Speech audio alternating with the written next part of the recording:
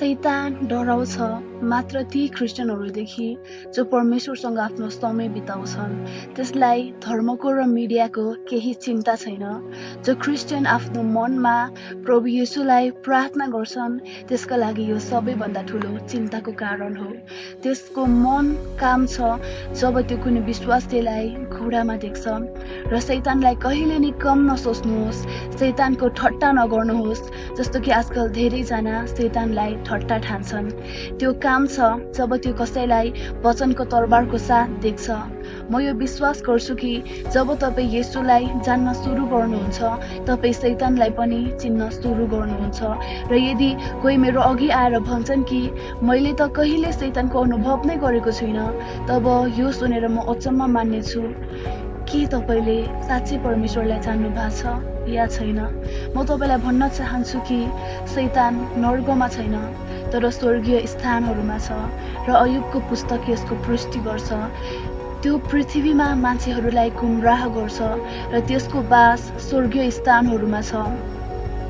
र हाम्रो युद्ध ती नराम्रा शक्तिहरूसँग हुन्छ जो स्वर्गीय स्थानहरूमा हुन्छन्। र जब तपाईँ येशूलाई चिन्न सुरु गर्नुहुन्छ, तब तपाईँ शैतानको शक्ति पनि चिन्न सुरु गर्नुहुन्छ। र जब तपाईँ प्रार्थनामा परमेश्वरसँग कुरा गर्ने कोसिस गर्नुहुन्छ, शैतान त्यही तपाईँको नजिक हुन्छ। र यही एउटा कारण हो कि प्रार्थना गर्न कति गाह्रो हुन्छ। कुनै पनि युद्ध गर्न अघि सबैभन्दा सुरुमा आफ्नो दुश्मनलाई चिन्न अति आवश्यक हुन्छ। कहिले पनि कुनै मान्छेको विरुद्धमा प्रार्थना नगर्नुहोस्, किनकि तपाईँ र हाम्रो युद्ध लहु र मासुसँग होइन, र मान्छे हाम्रो शत्रु होइन। हाम्रो युद्ध ती प्राणीहरूसँग हो जसको शरीर नै छैन। हाम्रो युद्ध अन्ध्याराका शक्तिहरूको साथ हो। हाम्रो युद्ध शैतानको साथ हो। र यो नै वास्तविक युद्ध हो। अब म तपाईँलाई थोरै शैतानको बारेमा भन्छु। तपाईँको शैतानसँगको युद्ध सुरु हुन अघि हाम्रो बोलावट हो कि हामी मानिसको लागि र शैतानको विरुद्धमा प्रार्थना गरौँ। र सुरुमा हेरौँ कि बाइबल शैतानको बारेमा के भन्छ। यो कुरा जान्न हाम्रो लागि धेरै महत्त्वपूर्ण छ कि बाइबल शैतानलाई डरलाग्दो रूप भएको भन्दैन। यो भन्दैन कि त्यसको ठुलो ठुलो सिङ छ या रातो कालो अनुहार छ। बाइबल यसलाई एउटा मान्छे जस्तो दर्शाउँछ र त्योसँग इच्छा छ, मन छ, उसको भावना छ र सोच छ। र बाइबल यसको नराम्रो इरादाहरूको बारेमा भन्छ। र बाइबल सबै दर्शाउँछ कि शैतान एक व्यक्ति हो। र येशूले नि शैतानलाई गम्भीरतामा लिनु भएको थियो। तपाईँलाई थाहा नहोला, येशूले कहिले शैतानको ठट्टा गर्नु भएन। यहाँ छन् केही टाइटल जो येशूले शैतानको लागि प्रयोग गर्नु भएको थियो। येशूले भन्नुभयो कि शैतान यो संसारको शासक हो, बादशाह हो, यो संसारलाई चलाउने हो। जब शैतानले येशूलाई संसारको राज्यहरू र हुकुमतहरू अफर गर्यो, तब येशूले भन्नु भएन कि यो त तेरो होइन, कसरी दिन सक्छस्?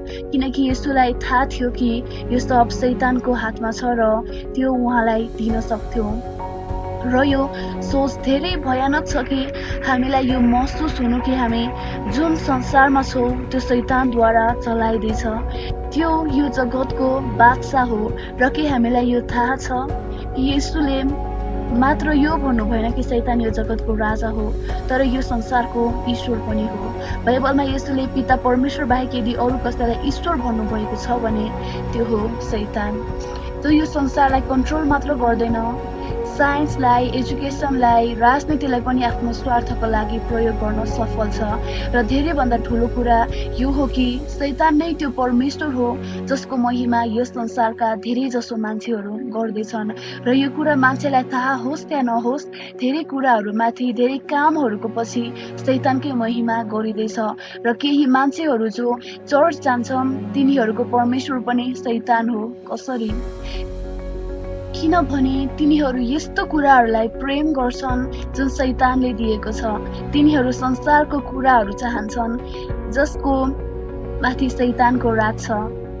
आफ्नो मन यसोमाथि लगाउनको साटो संसारी कुराहरूमाथि मन लगाएर बसेका छन्। यदि तपाईँ संसारको कुरा चाहनुहुन्छ भने मेरो एडभाइस तपाईको लागि यो हो कि शैतानलाई तपाईँ आफ्नो ईश्वर बनाउनुहोस्। त्यो तपाईलाई पैसा, नाम, इज्जत सबै दिन सक्छ जे तपाईलाई चाहिन्छ, किनकि सबै त्यसकै हातमा छ र त्यसले दिन सक्छ। धेरै ख्याति प्राप्त मानिसहरू छन् जसले यो कुराको अनुभव गरेका छन्। र अत्यन्तै जरुरी कुरा म गर्न चाहन्छु क्रिस्चियन दाजुभाइ दिदीबहिनीहरूसँग र ती जवानहरूसँग जसलाई बाइबल पढ्ने फुर्सदै छैन। धेरै परिवारमा बाइबल पढिँदैन। कति क्रिस्चियनहरू बाइबल पढ्नु त के खोल्न समेत चाहँदैनन् र शैतानको सबैभन्दा ठुलो शक्ति, पावर यही हो। त्यो चाहँदैन कि तपाईँ बाइबलको पहिलो पुस्तक उत्पत्ति पढ्नुहोस्, बुझ्नुहोस्।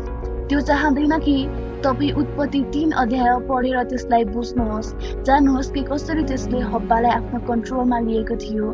त्यो चाहँदैन कि तपाईँ त्यसको चतुरता, नराम्रा इरादाहरू जान्नुहोस्। र दोस्रो पुस्तक जस्तै शैतान धेरै घृणा गर्छ, त्यो हो प्रकाशको पुस्तक। र धेरैजना त्यो पुस्तक पढ्न डराउँछन्, धेरैजना त्यो पुस्तक पढ्न चाहँदैनन्। र म तपाईलाई भनिदिइहाल्छु कि शैतान तपाईलाई गुमराह गर्दैछ, किनकि जब तपाईँ प्रकाशको पुस्तक पढ्न सुरु गर्नुहुन्छ तपाईलाई यो महसुस हुन्छ र थाहा हुन्छ कि शैतानलाई र त्यसको इच्छामा चल्नेहरू सबैलाई आगोको कुण्डमा सधैँभरिको लागि हालिनेछ। र शैतान चाहँदैन कि तपाईँ यो कुरा बुझ्नुहोस्। बाइबल भन्छ कि शैतान हारेको छ, त्यसको अन्त्य धेरै नजिक छ।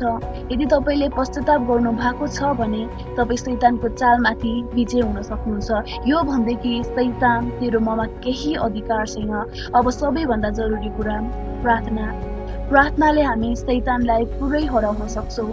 नयाँ नियममा हामीलाई भनिएको छ कि शैतानको विरुद्धमा प्रार्थना गरौँ। जब चेलाहरू येशूकोमा गएर भने कि हामीलाई प्रार्थना गर्न सिकाउनुहोस्, तब येशूले भन्नुभयो कि प्रार्थनाको सुरुवात यसरी गर कि हे हाम्रा स्वर्गीय पिता, अनि उहाँको महिमा प्रशंसा गर्नु अनि आफ्नो दैनिकी आवश्यकता भोजनहरू माग, उहाँसँग क्षमा माग र आफ्नो प्रार्थनाको समाप्ति यसरी गर कि हामीलाई दुष्टताबाट बचाउनुहोस्, deliver us from evil one.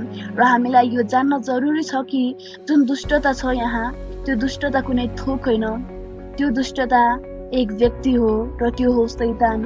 प्रभु येशू हामीबाट चाहनुहुन्छ कि हामी हाम्रो प्रार्थनाको सुरुवात यो सोचेर गरौँ कि स्वर्गमा हाम्रो एक पिता हुनुहुन्छ, हाम्रो परमेश्वर हुनुहुन्छ। र प्रार्थनाको समाप्ति यो जानेर गर्नु कि जुन संसार, जुन पृथ्वीमा हामी रहँदैछौँ त्यहाँ शैतान छ, त्यसको चालहरू छन्। र परमेश्वर चाहनुहुन्छ कि हामी यो जहिले प्रार्थना गरौँ कि परमेश्वरले हामीलाई यो दुष्टताबाट बचाउनु भएको होस्। हाम्रो ताकत, हाम्रो सामर्थ, हाम्रो बल परमेश्वरमा छ जो जीवित हुनुहुन्छ र उहाँ नै हामीलाई सामर्थ्य दिनुहुन्छ।